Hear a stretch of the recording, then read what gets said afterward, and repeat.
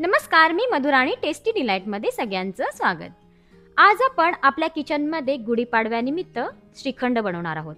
खूप जणांची तक्रार असते की मार्केटसारखं श्रीखंड कधी घरी बनतच नाही.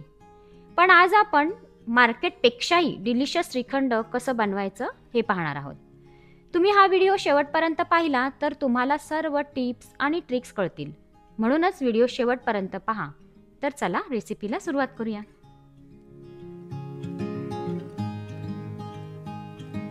इथे मी 1 किलो दही घेतला आहे. हे दही मी घरी बनवलेलं आहे. दही बनवण्यासाठी मी फुल क्रीम असलेलं दूध घेतलं होतं. हे बघा, तुम्ही पाहू शकता किती जाड दही तयार झालंय. कधीही श्रीखंड बनवताना फुल क्रीम असलेल्या दुधापासूनच बनवलेलं दही घ्या. त्याच्याने काय होतं, श्रीखंडाला मस्त क्रीमी टेक्स्चर येतं. तुमच्याकडे दही बनवायला वेळ नसेल तर तुम्ही मार्केटचं दही सुद्धा यूज करू शकता. आता आपण पुढची प्रोसेस करूया. आता आपण याचं हंकड बनवून घेऊया. या दह्यातलं सर्व पाणी स्ट्रेन करायचं आहे. इथे मी हे स्ट्रेनर घेतलंय. त्याच्यावर हा असा मस्लिन क्लॉथ ठेवायचा. तुमच्याकडे मस्लिन क्लॉथ नसेल तर साधा नॅपकिन, कॉटनचा नॅपकिन घेतला तरी चालेल. आता यात सगळं दही ओतून घेऊया. तुम्ही पाहू शकता घरी बनवलेलं दही किती मस्त थिक बनलंय. आणि मी आधी सांगितल्याप्रमाणे तुमच्याकडे मस्लिन क्लॉथ नसेल तर साधं कॉटनचं नॅपकिन घेतलं तरी काहीच हरकत नाही. मेक शुअर घेतलेल्या नॅपकिनमधून दह्यातलं सगळं पाणी निथळून गेलं पाहिजे.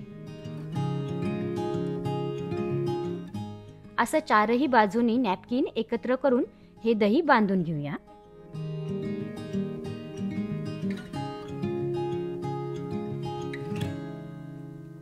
पाहू शकता दह्यातलं पाणी निघायला ऑलरेडी सुरुवात झालेली आहे. मिठाईवाले या दहीला असंच टांगून ठेवतात. ह्याच प्रोसिजरला हंकड म्हणतात. तुम्ही सुद्धा हे दही टांगून ठेवू शकता, पण कोणत्या तरी वस्तूला टांगून फ्रीजमध्ये ठेवा. नाहीतर बाहेर ठेवलं ना तर हे दही आंबट होण्याची शक्यता आहे. मी हे दही या स्ट्रेनरमध्येच ठेवणार आहे. आता हे बांधलेलं दही 5 ते 6 तासासाठी फ्रीजमध्ये ठेवून देऊया. 5 ते 6 तासानंतर तुम्ही पाहू शकता दह्यातलं अर्ध पाणी निघालंय.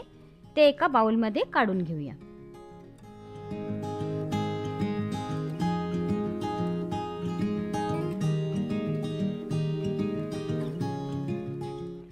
आता पुन्हा आपण हे दही असंच स्ट्रेनरमध्ये ठेवून त्याच्यावर काहीतरी जड वस्तू ठेवायची. मी इथे या खलबत्त्याचं यूज करत आहे. तुमच्याकडे जी काही जड वस्तू असेल ती यावर ठेवून ते दही ओव्हरनाईट फ्रीजमध्ये ठेवून द्यायचं. म्हणजेच 12 तासासाठी फ्रीजमध्ये ठेवायचं. त्याच्याने काय होतं, त्यातलं सगळं पाणी निघून मस्त चक्का तयार होईल. जितकं तुम्ही जास्त दही टांगून ठेवणार तितकंच मस्त पनीर बनवून तयार होईल. म्हणूनच आपल्याला हे ओव्हरनाईट फ्रीजमध्ये ठेवून द्यायचं आहे. हे जे दह्यातलं पाणी निघालंय ते फेकून देऊ नका. या पाण्यामध्ये प्रोटीन असतं. यालाच वे प्रोटीन असं म्हणतात. मी तर यात बेसन ॲड करून मस्त कढी बनवणार आहे. तुम्ही याच्यात अजून थोडंसं दही ॲड करून ताकही बनवू शकता. आता आपण हे दही दुसऱ्या दिवशी सकाळी चेक करतोय. रात्रभर फ्रीजमध्ये ठेवलं होतं. आता ते उघडून बघूया.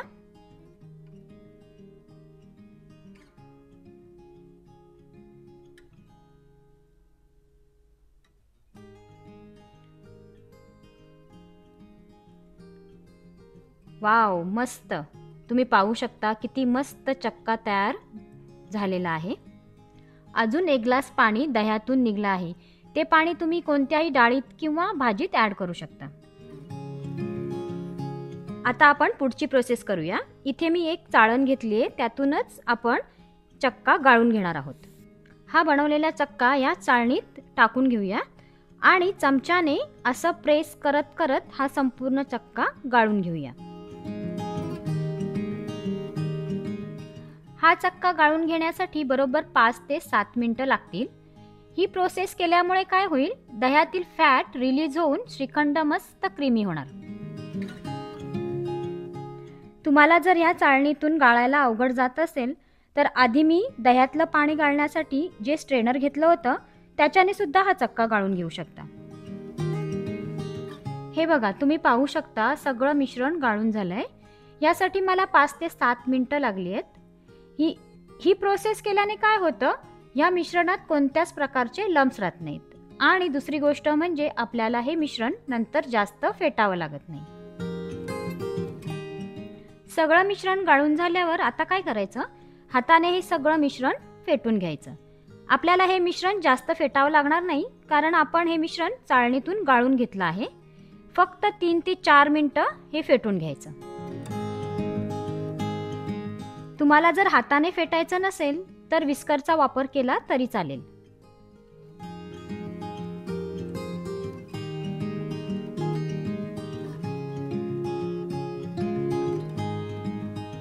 हे बघा, तुम्ही पाहू शकता किती छान फ्लफी टेक्स्चर आलंय आपल्या श्रीखंडाला. या श्रीखंडात मी 4 टेबलस्पून साखर ॲड करणार आहे. तुम्ही तुमच्या आवडीप्रमाणे साखरेचं प्रमाण कमी जास्त करू शकता.